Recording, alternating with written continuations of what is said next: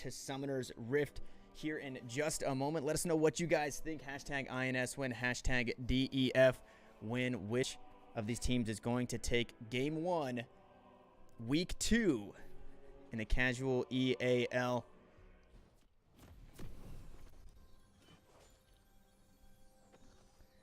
Alright, let's see if there's any level 1 shenanigans here. Yes, we haven't seen very much of that. Just a few days ago, the match between HTS and Arnie, we did see a little bit of poke, but nothing more than that. Just the Make It Rain from Misfortune, Dark Binding from Morgana, but really everybody as a whole right now just playing safe. And I think as these teams start to play each other more and more, and as people are starting to see kind of how everybody does play their level 1s, we might start to see more of that skirmishy invading style rather than this line of scrimmage style. One of the interesting evolutions that's kind of happened in the LCS since this line of scrimmage has started being a style that they've been playing in the early games since around like late season 7-ish is about when it came about. You know, people had to do a lot more aggressive invades and vision to try to see who was going to be lane swapping. That was a very different meta. Here, I think that as these things develop, as this line of scrimmage becomes popular, we're going to see a lot more late invade strategies for the teams that are trying to do early game strategies. We're going to see a lot of sitting in the bushes in bottom lane, then invading later into the game to try to catch a jungler unawares. And then we see both of these junglers starting blue, and notably for these junglers, losing a blue can be absolutely huge, especially in this early game. So starting blue, rightfully so, to make sure they do get that buff. They're going to clear about the same. Karthus getting a little bit bigger of a leash, but what we need to see from Amumu is these early ganks at level 3. He's going to be a lot stronger than, or his ganks will be a lot stronger and a lot more controlled than the Karthus is early. So I definitely want to see that out of the Amumu, using that advantage that he does have that hard CC at level 3. Yeah, we'll see if any of the ganks are fruitful. It's going to be a tank v tank match up top, so it's going to be hard for Amumu to actually get a kill there. You see him moving in the bottom side of his jungle here. He's definitely going to be focusing on that bottom side, where he's got a little bit more gank support, a little bit more CC from the Jinx and the Lulu, but Jinx and Lulu are putting down pretty good pressure here, pushing up into the lane. I'm not sure if he's going to be able to find a gank there either. And now we see some fighting coming out. There is the shield of Daybreak. Flash away from both members here, but now Leona getting dangerous low. She has to walk away. Heal comes out from Ashe. Ashe with the Ranger's focus, trying to get some damage down. Now half health is the Insignia bottom lane. No blood yet, just a couple of summoners blown, but now 0 summoners on the Insignia bot lane. They're going to have to be careful there. Actually see, oh, there we go. The flash barrier coming up from Ziggs in the mid lane as well. Satchel Charge is going to keep him safe, but he has to be careful. The Unraveled Earth from Talia will proc if he does use that Satchel Charge over it, so he definitely has to be careful using that Satchel Charge in this lane.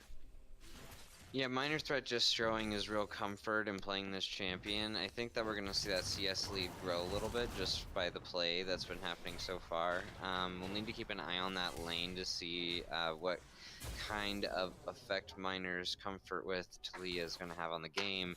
But we also have Ornn doubling up on the CS of the Nautilus, which is something that we've seen in several games where Ornn has played. It's just his like lane bully potential has been able to carry a lot of these top laners through the early game. Yeah, I think Nautilus, again, starting that Corrupting Potion, so able to stay healthy-ish for now, but has to be careful. We see the Bellows Breath. There is a Searing Charge now. They knock up the stun, and that's going to be first blood. The flash not enough. Aileron picks that one up for himself, and you were just saying it, just very aggressive, very pokey, able to kind of poke you down and deal, I would imagine, what seems like they aren't really respecting the damage, or maybe not just expecting the damage, maybe not play this matchup. Yeah, I think it's a lot of matchup unfamiliarity. I think it's interesting that for whatever reason in our little casual EAL meta here, we've got a lot of Ornns, but there's a gank coming down. See Amumu coming down. He's got the Whimsy on now. The flash away from Leona. Gonna stay safe, but using that level 3 bandage taunts again. A solid gank here. 5 minutes now that Leona is going to be under pressure. Amumu going to clear some vision, walk away from that one. But that's exactly what you want to see. Trying to make the first move, His top laner just got first blooded on the top side. So trying to make a play down on the bottom side, but now we see Talia getting the better of the trade here again, has a seismic shove. Now Mumu coming across the mid lane. Bandit's Tosh just out of range. Talia should be able to walk away from this one, but Ziggs has to be careful. One more full combo, and that might be enough to put him in the dirt. Yeah, well, it might not have looked like much there. That was definitely a successful gank by the Amumu there. Coming down, getting some damage, really pressuring Scattercat and Abyssal Argon, and needing to go back. You know, maintaining pressure in that lane. Sometimes that's good enough. Talia tossing out the threaded volleys there, but Amumu actually looking for something here in this mid lane again. There's a wave of minions, so Talia gonna stay safe. Now we see Nautilus, although getting first blooded, actually getting the better of the CS lead now. Use that teleport to get back into lane, and now kind of trying to close the gold gap. He did get first blooded, but playing pretty confidently here. Maybe see a gank in the near future. Amumu staying active. 2 ganks in the mid lane, 1 gank bot. Might see him creep up to that top lane. And Karthus is just killing it on the farm right now. He's going to be going back and getting his Stalker's Blade here, making his way most of the way into his Runic Echoes. Once he starts getting mana, he's just going to start shredding through this jungle. One of the things that's really important so this matchup is to try to invade him, try to pressure him out of his jungle early, because Karthus doesn't do well when people invade him into his jungle, but when he's left alone, he just starts to become a farming monster and just gets such economy that he becomes unstoppable at that point. Yeah, and although only 6 minutes into the game, we definitely have to give credit to the laners. Ornn on the top side already getting first blood, and Talia playing well in the mid lane, also dodging out some of those ganks, and their bot lane playing strong as well. Here comes the seismic shove. The damage is coming down. Barrier used again. Will it be enough? Threaded volley will try and find it. And yes, he will. Talia picks up a kill for himself. And just as I was praising the laners, another kill for Defiant, and that just allows Karthus to do what Karthus needs to do. He's just going to farm up his jungle. He's going to hit 6, and then he's just going to become this kind of I'll ult when you're low, scary monster, and really kind of turn. He's basically able to gank every single lane at the same time, getting damage down, and hopefully picking up kills for himself. So just great play so far from the laners on Defiant. Yeah, and in the same breath that we talk about how important it is for Karthus to get his farm here, a huge component of that is the pressure, his laners having priority. And when both their top and your mid are winning, you're not going to get invaded. It's just not going to happen. It's a bad idea for the opposing laner, opposing jungler rather, to come into your jungle, because your laners are always going to be able to respond before theirs. So now they've gotten themselves into a scary situation where they really need to go and interrupt this Karthus' farming, but they don't really have the positioning on the map to do it. Yeah, a kill on the top side, a kill in the mid lane. We see the CS deficits again in those lanes. Jinx and Lulu on the bottom side able to keep themselves up in CS, so doing a pretty solid job there. We'll have to see again if Amumu is able to kind of turn things around. Now we see the Mega Inferno Bomb coming out. Satchel Charge flash forward. There's the bouncing bomb, and McSwiggan gets one back. A 1-for-1 trade so far in this mid lane, but now the Zenith Blade coming out. Polymorph onto that Leona. Getting dangerous low here. She does not have the flash. Heal going to be used. Super Mega Death Rocket picks up the kill. Vortex takes Abyssal down. And just as I was talking about that CS lead, she now has a kill lead in that bottom lane. Well, this is what I'm talking about. Both teams have such strong CC abilities that these fights are going to be explosive, right? Like, they're not going to be long and drawn out. It's going to be one team smashing damage into the other, and it's about how effectively each team is able to respond to it. And you just see both Vortex and McSwig and Caitlyn Stark all making great mechanical outplays there to get their team a little bit of gold, a little bit of pressure, and get themselves back in looking towards the rest of this game. Yeah, now the kill's tied up 2-2, still a 400 gold deficit for Insignia, but they pick themselves up a Mountain Drake, and that's a dragon that you want to have. It's not a Cloud Drake at the beginning Especially of the game. with the Ziggs. His tower demolishing ability is like most of the reason why you play the champion, and the Mountain Drake is actually going to boost the amount of damage that his W can do to towers, so it's going to make his Satchel Charge even more vital in getting these towers inside of the mid game here. We'll see if they can turn that into positive tempo. Absolutely, and if they can keep that lead on the top side, they may even use that Mountain Drake there to melt down that Rift Herald. We'll have to kind of see which way these objectives go. as the game goes on, because right now, objectively, the lanes are winning on the side of Defiant, but that doesn't mean much if you're not able to get anything off the top of that. King, I can't hear you.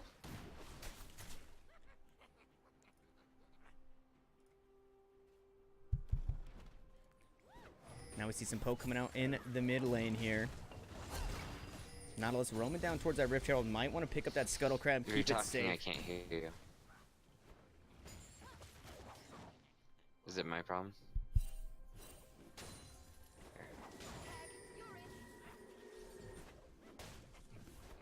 See if we can't get that There we go. figured out here.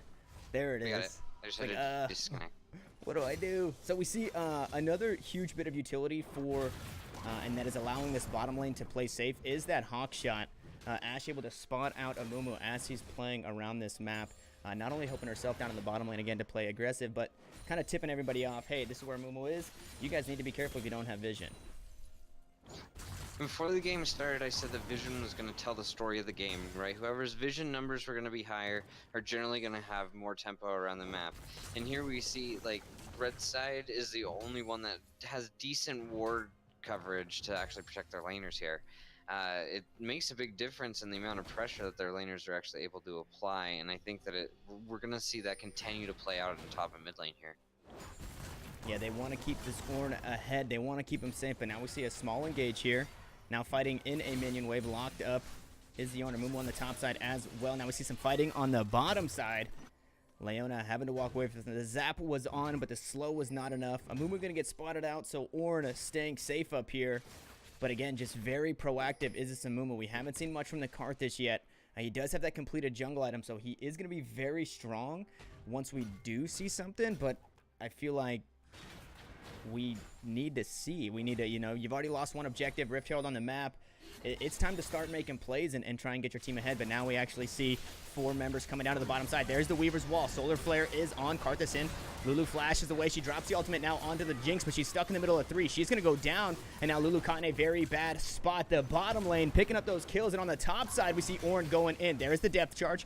A little bit of damage going back and forth here. Aftershock going to proc Riptide. Now the pullback with the dredge line. Flash away is the Ornn. Going to keep himself safe here, but Amumu is here as well. Karthus going to drop the ultimate. Not enough to kill the Nautilus. Requiem didn't have it. Here comes the Mega Inferno Bomb just out of range. Leona flashed away from that one, and just so far, that fight so scrappy on both the bottom and top sides of this map. I see Ash looking for something else here. She is 2 levels down, so she has to be careful, but she's got the auto attacks. Lethal Tempo is procced. Gonna walk away here. That bush is warded, so she needs to be careful. Bouncing bombs. Not going to find the kill there. Here comes the Super Mega Death Rocket. Is it enough? It lands on the target. Doesn't find the kill. Satchel Charge, the Arcane Comment. Ash walks away from that one. Still has both summoners, but Ziggs here still looking for something. And just so scrappy so far in this game. Dragon coming up in just under a minute. We'll have to see which way that goes, but now Amumu starting up that Rift Herald again. Amumu playing so well here, trying to grab these objectives for his teams. Unfortunately, not able to find the kills, but if they're able to get these objectives, that can translate to leads. Yeah, McSwiggan is really roaming out of necessity for pressure here. He's getting shoved in so hard. He's down so much CS here that he doesn't really have much claim inside of his lane. Talia can just out-trade him, so he's trying to get pressure elsewhere, but it didn't convert into anything, and now he's just dug himself into a deeper hole, losing some platings on mid. Yeah, so the gold lead slowly increasing for the Talia here. Now up just over 1,100 gold, but a Rift Herald on the side of Insignia, so they're able to kind of, if they use that appropriately, the first brick is still available. Neither team has taken a tower yet. Turret plating has fallen, so not really going to be able to kind of close the gap with plating in itself, but hopefully a first turret to close the gold gap here. Yeah, and looking towards the start of the mid game here at 15 minutes, it can still be anybody's game here.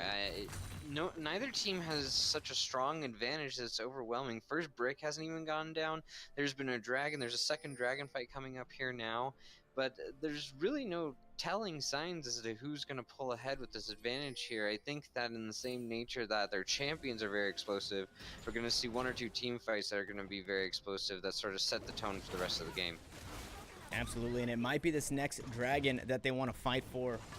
Both teams trying to fight for vision here. Now we see Talia getting the better of the trade here mid, has the threaded volley. Now we see Mumu going in now, stuck in the middle of 3 though, trying to find the kill on Ash. Ash flashes away, Super Mega Death Rocket gonna find some damage, but not enough. Mumu getting dangerously low here. He is gonna be healed, and Karthus might be the first one to go down. Caitlyn Stark picks that one up, but here comes the Requiem. Now 2 kills for Insignia. Karthus gets one back with the ultimate from the grave. Now Jinx running away, but she's on the wrong side of the map. Here is the Ornhorn, gonna find the snipe, gonna find the damage. Minor threat grabbing that one. In a bloody fight, but overall just a 2 for 2 thus far.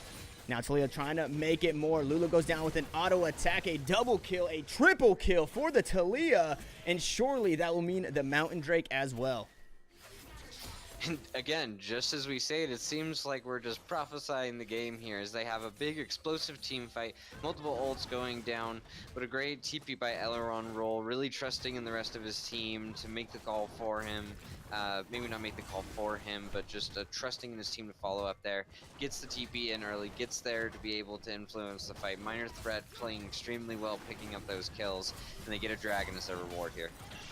Yeah, and Nautilus actually first to TP into that fight, but it didn't matter. Scattercat able to stay safe on the backside. Talia, again, dealing so much damage, really far ahead of that Ziggs. That just right there alone kind of turns that fight around. She's able to just freely throw off her Qs with Amumu being dead in that fight and Nautilus having to retreat. And then we see a beautiful Weaver's Wall, traps 2 of them, nowhere to go there, and just a clean fight for Defiant overall. And I think very importantly, now not only a 3,000 gold lead, but you keep a second Mountain Drake off of Insignia, and if that fight had gone differently, and you get 2 Mountain Drakes on a Jinx, that's a very scary Jinx. She's going to not only shred turrets, but future Drakes, the Baron, really anything like that. Jinx is just such a strong champion for taking these objectives, so a great team fight and a great pickup on that Mountain Drake for themselves on Defiant. When you keep it off of the Ziggs, the Ziggs' main way to regain tempo this game is going to be taking structures. It's what he's good at. It's his mechanism by which he gains gold baked into his kit. So I think that we really need to see Insignia make more pressure on these towers here so that they can pull back a little bit of this gold lead because they need to get to their mid-game spikes now. And as you say that, we see the Rift Herald come down on the bottom side. Again, plates are not here, but they may be able to get themselves first turret, grab some gold back in their favor. Not actually going to pick up the turret. They had to retreat. 3 members on the bottom side here, and an unfortunate use there of the Rift Herald, not able to get anything off of that.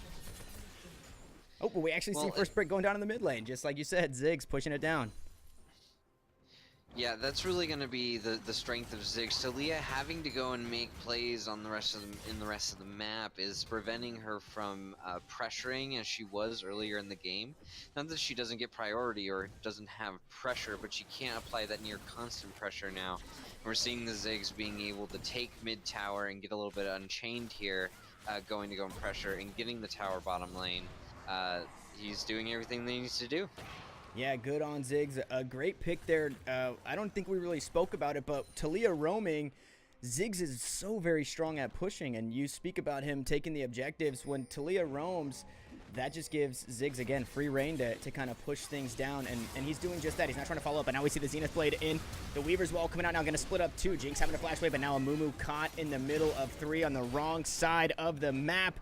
We see some scrapping going on the top lane, and Amumu looks like he may be able to get away from this one, but the stun coming out onto that Jinx. Super Mega Death Rocket not going to find the kill. Requiem is on. Ziggs actually picks one up for himself, flashes away, and a 1-for-1 overall in what seemed like a very doomed fight for Insignia. They managed to bring that back, and again, when you're down in gold, a 1-for-1, that's looking pretty solid. Yeah, and Mixwigan just styling out of that fight with Q with the immediate flash, popping in on top of himself with Karthus ulti coming down. I couldn't tell what ability went first. Yeah, absolutely, and actually an 80 carry for a support there as well. So now a death on that Ashe may kind of slow things down for Scattercat. We'll kind of have to see how that plays out. They had Amumu caught out. They had Ziggs caught out. It didn't really seem like they could focus their damage onto one target. So many members are very low in that fight, running away. But overall, just a 1-for-1. And we see mid lane turret going down. And now a few members roaming up to the top side. They want to open up this map, looking to get that top outer and maybe kind of secure some vision around this Baron. I don't think either team in a position now to take that Baron, but can start that early vision war. And look at the rotation by Insignia, sending for top here, knowing that Talia was solo because she wouldn't have shown up and presented herself in a wave clearing capacity like that if she had had friends with her. Just taking a free little tower, and we see them making back that gold lead, not by getting kills, but by really rotating around the map, getting their members to places where they've got an advantage, and using the Ziggs to secure kills on the tower. Yeah, and have to be very careful here in this choke point. Ashe on the bottom side of the map does not have any way to get into this map. Enchanted Crystal Arrow makes its way to the top side. So Scattercat able to get that tier 1 outer. But right now, Defiant have to be careful again. Ashe in the bottom lane. They see her down there in the bottom lane. Talia now back in the base, and it looks like they might look for an engage. The Satchel Charge pops Ornn back. He has to flash away. They're called the Forge God is on. The Ram's only going to lock up Nunu, but now Leona getting very dangerously low. Ornn goes down, and Ziggs picks up another one on the backside. That Ornn only hit that Lulu there, and Ashe still pushing on this bottom side of the map, trying to make this worth. But it looks like everybody going to die here. The shutdown gold going over to the Nautilus. Now Jinx may fall to the Requiem. That is going to be the kill, actually going over to the Talia. Now 5, 1, and 3. I Tier believe 2 that going he still down bottom. practiced Dark Harvest there, though. It was a good fight by Defiant. It just seemed like Insignia was just more on top of each other. They were playing on the same page, and Minor Threat making play here. Yeah, looking for more there. Just recalling on some vision, and this Talia is just so very strong. But this tank Nautilus forcing the flash out there, so that's going to be a huge summoner spell for the Talia. She's going to have to position very smart in these fights now and use that Weaver's Wall efficiently to not necessarily put herself in a bad spot without that summoner spell. But she actually wants more here. Hopping on that rock surfboard, trying to find the kill onto this Nautilus. But he's not backing down here. Nautilus actually doing quite a bit of damage for only having the Spear Vicious and the Balmy Cinder. Yeah, but Nautilus's kit is packed with so much just passive damage that he's really a threat no matter what stage of the game he's in. He's being played top, mid, support, jungle, every role that isn't focused on building damage, because he brings so much utility to the team and can provide like 6 seconds of hard CC to everyone in the near vicinity of him. He's just such a good, solid pick, especially in team situations such as this. And the Infernal Drake going over to Defiant, and I think with Insignia getting the better of these last couple of fights there, or that fight in the top lane, we really need to see just stronger engage coming from Defiant. Not necessarily the Ornn, but in that last fight in the top lane, Ornn actually getting poked down very low and then had to use Call of the Forge God for really nothing. It ultimately just meant his death, and as this game goes on, that Ziggs is going to be a huge problem poking your team down. Misclick. Lulu goes gold in there, right outside the Baron pit, so not going to have that stop launch. Dominance.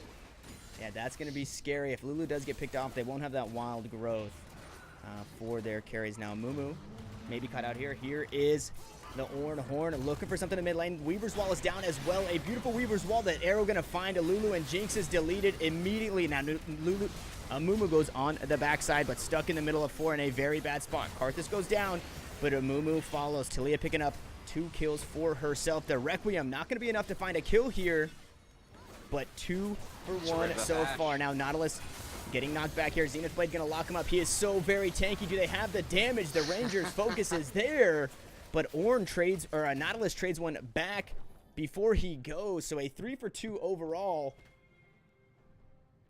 Both junglers with tanky dead. Ridiculousness, the Nautilus strikes again. That was very well played, I feel like, on the side of Defiant. I feel like it was a good engage. I wasn't sure what part of the fight we were supposed to be watching until I saw the Talia ult come through. Just perfectly executed by Minor Threat and Aileron roll. Just comboing their ultis in such a way that they split up the team and they knocked up the squishies and just immediately got Vortex there. It was very, very, very good to watch. Yeah, absolutely. Ornn ulting from the chicken pit. Again, we were kind of watching the fight breaking out in the river. But yeah, like you said, beautiful. The Ornn Horn in range to get the knock up. And Taliyah right now just so bursty. 8-1 and 4. Has the completed Ludens. Has the spell penetration from the Sorcerer Shoes. Probably working here towards a Void Staff. And again, just so very strong. If she catches you out or finds you in a bad spot, that it's going to be night-night in just a few abilities. Yeah, and I really think that that's just a product of the comfort of all of these players with each other. Defiant have known each other for quite a while. They've got some lines of communication. They've got some trust built up already. Insignia, a newer team, might not have some of that trust to make these bigger initiation calls. So we'll see how the rest of the game develops. But it feels like Defiant is taking advantage of what they can much cleaner than Insignia, we'll say. Yeah, absolutely. And they've got these 2 big tanks and the Lulu to keep that Jinx safe. It just seems like everybody's so scattered right now. They really need to kind of take a step back and probably work on peeling for that Jinx. But now we see the Enchanted Crystal Arrow coming out. Weaver's Wall going to lock up that Jinx now. Mega Death Rocket not going to be enough damage. Jinx dead immediately in this fight now. Mumu trying to get something on the backside onto the bot lane. But Ashe just going to shred her down. That is a double kill going over to Taliyah. A triple kill for Taliyah. Ashe gets one on her side. And now the tanks on the top side of this map duking it out. But that's a 4-for-0 in the mid lane. And that might be this Baron here. Now, it looks like they are going to reset and go back. Nobody really healthy enough. Scattercat, no lifesteal in that build just yet. Karthus just going to steal some jungle camps here. But again, Jinx getting caught out, having no peel. Nautilus on the top side of the map on the bottom side of the map, excuse me, with the teleport on cooldown. Just kind of a sloppy fight there from Insignia. Well, I think it was well set up by Defiant there. You know, they had to use the Ornn ulti, the Ashe ulti to really set up that fight. Minor Threat coming in from the side flanking. That was definitely the call. That was the play that they wanted, and Insignia just walked into their trap.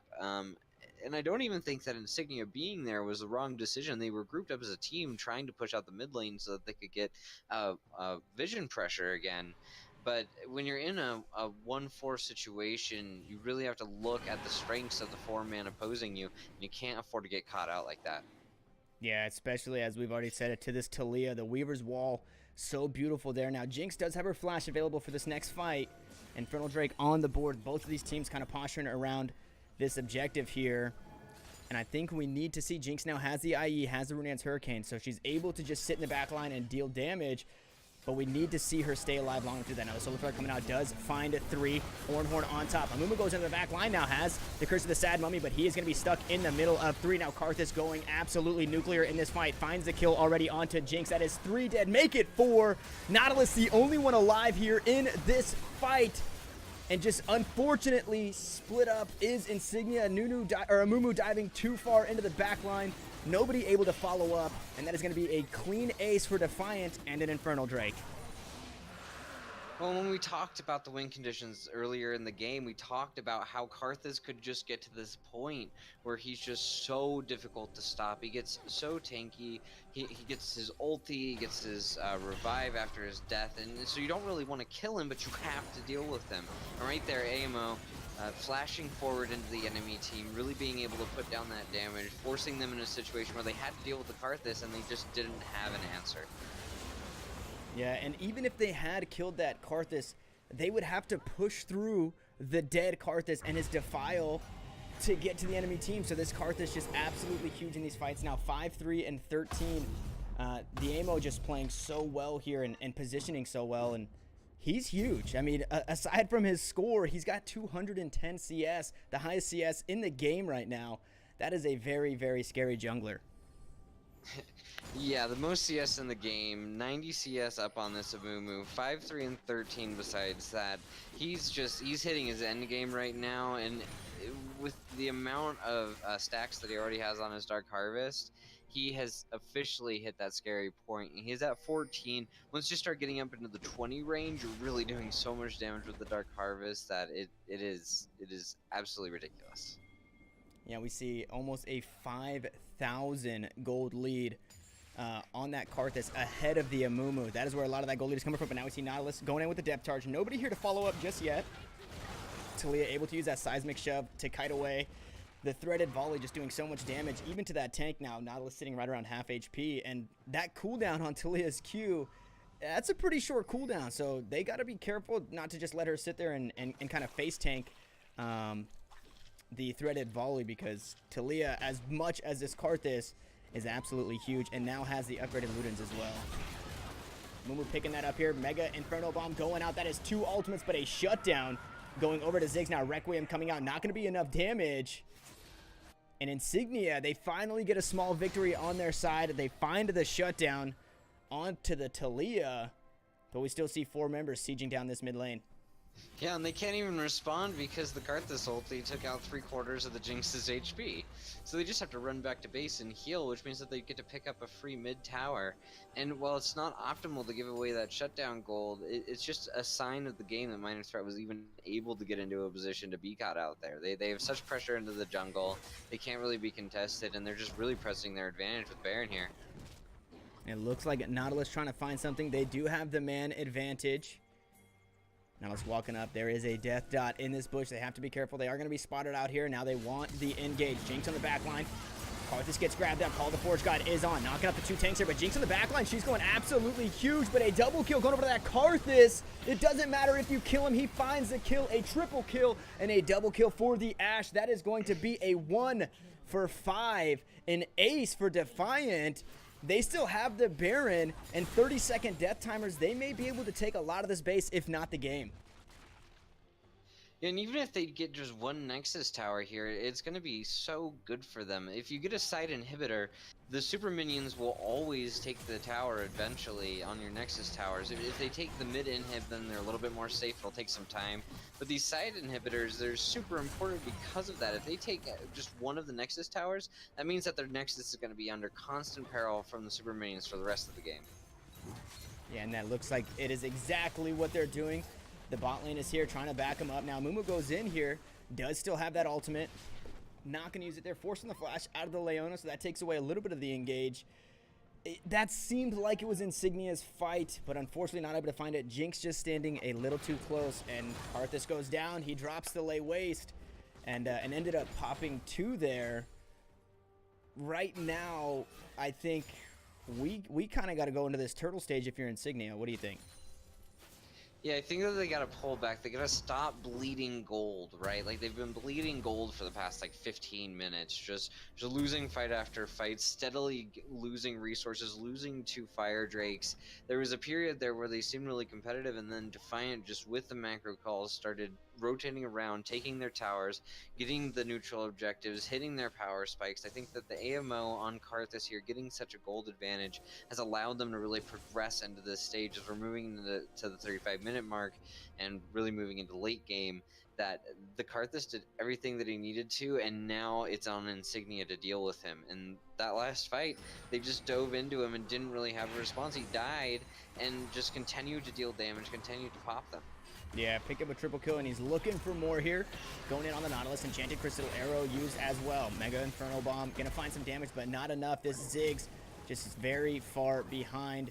The AMO looking for the kill here. Taliyah with the threaded volley. They're gonna find that one, and Nautilus goes down to the Ashe. Scattercat able to chase him down. Now 2 members dead. No Baron buff here, but on the bottom side of the map, Insignia trying to find any objectives they can. Super minions now pushing in the bottom side of the base. Lulu is going to go stop that, but there's really nobody here to stop the siege on the top side. They're going to have to make the impossible choice here of what inhib to give, because Minor Threat by himself is such a threat that they have to send 2 people to him, but they also have to clear. It looks like they're trying to, like, split the difference by sending Lightning top, but he's just not going to have enough as Minor Threat rotates over, and this tower is going to go down. Yeah, we see Scattercat going godlike on that kill. Amumu finding himself in the middle of 5. Wild Growth not going to be enough. And now Leona goes in, finds the Zenith Blade onto the Jinx, flash forward. Requiem comes out, a whole lot of damage. The burn is on from the Landry's. Call of the Forge God, not going to find much, but they might be able to find the end of the game here. Will they have enough to defend? Mega Inferno Bomb comes out. The flash coming out from Karthus to stay alive. The shutdown going over to Lulu, but that is going to be it. Defiant take game 1. And such great team play by Defiant there. A lot of that victory was really based around the rotations, their ability to push forward and really capitalize on their advantages.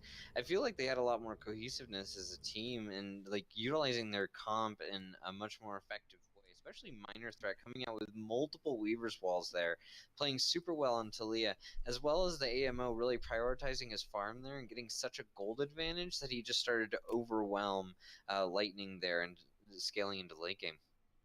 Yeah, and I think we really have to pay homage to the lanes from Defiant, not only playing so well and winning lane in that top lane and mid lane, but their bot lane taking a little bit of pressure, but still playing safe and allowing Karthus to be just this monster that he came to be. 36,000 damage, the highest damage in the game.